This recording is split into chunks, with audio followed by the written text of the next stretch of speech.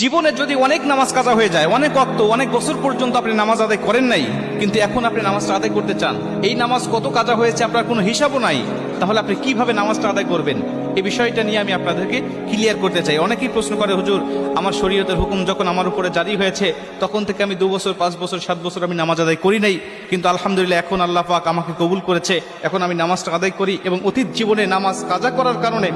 আমার ভিতরে অনুশোচনা আসছে, হুজুর নামাজগুলো আমি আদায় করতে চাই, কেমনে করে নামাজ আদায় করব? শুধু তওবা করলেই হয়ে যাবে নাকি আমাকে সেই নামাজগুলোকে হিসাব করে করে আমাকে পড়তে হবে? অনেকেই বলে, হুজুর হিসাব করা তো সম্ভব নয়, তাহলে কিভাবে নামাজটা আদায় করব? কারণ অল্প যদি ওয়াক্ত নামাজ কাজা হয়, যেমন আজকে আপনি 2 ওয়াক্ত নামাজ কাজা করেছেন, আসর এবং মাগরিবের নামাজ আপনি আদায় করেন নাই, এশার নামাজের সময় আপনার স্মরণ হয়েছে বা আপনি অবসর হয়েছেন, ব্যস্ততা আপনার কমেছে, আপনি এখন কাজা নামাজটা আদায় করবেন, হিসাব করে আপনি এশার নামাজের আগে আসরের নামাজের 4 রাকাত আপনি কাজা নামাজ আদায় করলেন, মাগরিবের 3 রাকাত